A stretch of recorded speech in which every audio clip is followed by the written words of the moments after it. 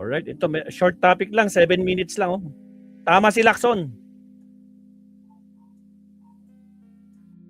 Tama si Lacson, grabe ang nasayang na pera ng bayan. Aabot ng 700 million sa loob lamang ng 28 days. Naging SP si Cayetano. Ay, Diyos ko po, Rudy.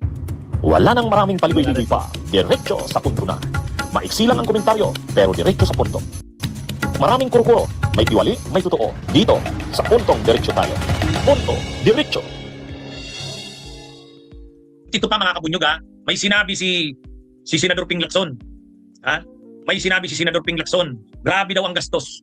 Sa loob ng 28 days, 28 days na naging Senate President si Alan Peter Cayetano, mga kabunyog.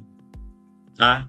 28 days lang naman siyang naging Senate President, pero yung damage, hindi lang yung damage sa reputasyon ha, yung waste sa taxpayers' money, 700 million, ayon kay Senador Ping Lacson. Ayan GMA News. News update, tinatayang 700 million pesos na pundo ng Senado na sayang sa ilalim ng halos isang buwan na pamumuno ni Senator Alan Peter Cayetano. Actually, may post dyan si Senator Lacson kanina. Kasi nga, nag-rest back na itong si Cayetano. Yung live stream niya kanina, mabsat, nag-live stream na naman si Cayetano. No? Ay, hindi. Live stream pa, parang press con live stream, pero sa kon lang yata. Doon lang sa page niya makikita yung mga video. Ngayon, parang sinasabi niya, totoo naman. Ha? 25 billion per day ang nagagas times 28. So 700 million, totoo naman. Kahit sino ang Senate President, gagastos talaga ng 25 million per day sa Senado, no? Pero ang sinabi ni Lacson, oo nga, nangyayari yun, pero productive. Pero yung sa'yo, zero, walang nangyayari. Yun ang pinagkaiba. Totoo nga na 25 billion. Yun nga lang, zero ang output. Tragis, binasag na naman niya ito si Cayetano eh. Ayon kay Senador Ping Lacson. Ang sinasabi ni days ni Cayetano, grabing nasayang na pera ng taong bayan. Bakit 700 million? Siyempre nagsweldo ng mga senador. Magkano bang sweldo niyan? 300 to 350,000. Bawat senador may opisina. Yung opisina ng senador may mga staff. May budget yan, 5 million halimbawa, bawat Nirelease din yan. Kahit walang nagawa yung Senado sa panahon na yan. Ano bang mga nangyari sa 28 days ni Cayetano? Wala. Magulo yung paglabas ni Bato, nagkaputukan sa Senado, tinakas nila si Bato, may mga iyak, may mga kaguluhan, pagkatapos hindi umattend sa mga session. Yan yung nangyari sa panahon ni Cayetano. Bangayan ng Senado. Sa 28 days na yan, grabe ang nangyari. Mga kaguluhan, putukan, bangayan, walang nagawa ang Senado. At hindi rin uma-attend sa session yung grupo ni Cayetano. Pero tumanggap sila ng sweldo. Yung mga opisina nila tumanggap ng budget. Sabihin natin tigpa 5 million yan para sa operation ng opisina. So nasayang lahat yan. Yung 700 million na yan, sabi ni Senador Ping Lacson, nasayang yan. Yan ang legacy ni Cayetano. Kaya tapos ka pa, mga kabunyog?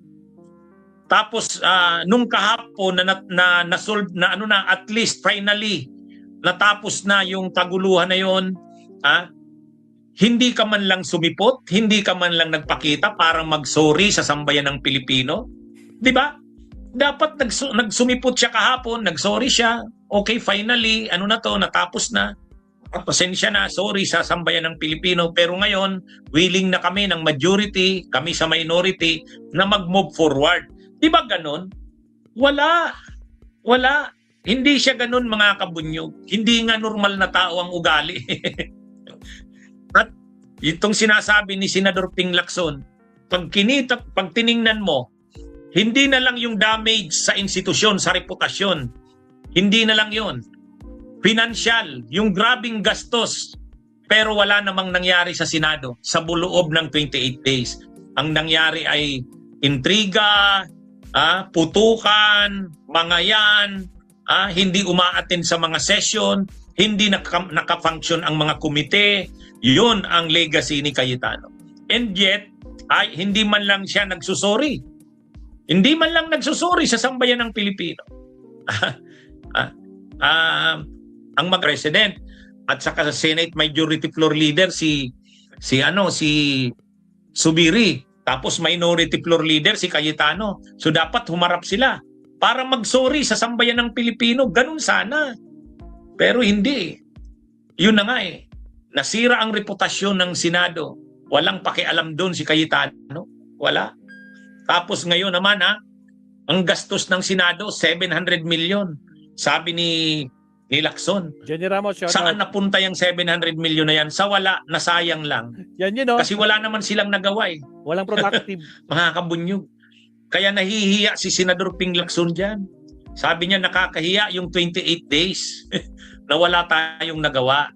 Pero si Cayetano hindi nahiya niyan. Hindi siya nahiya niyan. Ganyan kakapal ang mukha. Ganyan kawalang delikadesa. At wala pa yung hindi man lang, halimbawa ngayong araw, ang sabi nga ngayong araw, hindi pa man lang binabati si Win Gatchalian. Bong T, shout out. Hindi man lang daw binabati ni Alan Peter Cayetano si Sherwin Gatchalian. Imagine niyo yan. Pride. Ayaw niyong batiin. Grabe mga kabunyog. Hindi sa tao ang ganyang ugali.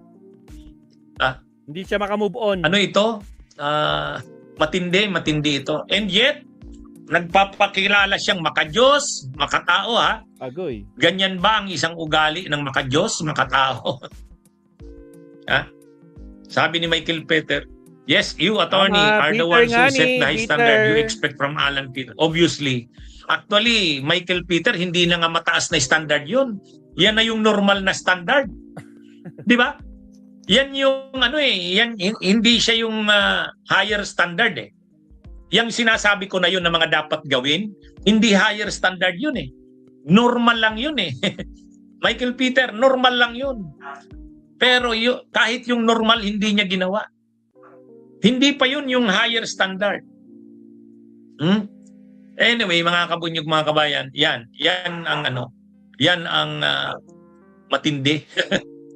Kaya anyways, mabuti na lang, mabait naman si Sherwin Gatchalian. Sabi niya, sabi niya, magre-reach out pa rin daw siya sa minority.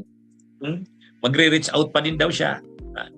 Sila Soto, saka sila Lacson, nung natalo nila Cayetano nung May 11, tahimik na sila. Nag-concede sila. Pero ngayon wala, hindi ganyan ang ugali nito ni Pati si Cayetano. Robin Padilla, wala din. Okay, mga kabunyog, mga kabayan, magandang araw sa inyong lahat. Mabuhay po tayo. Salamat, attorney. Bunyog!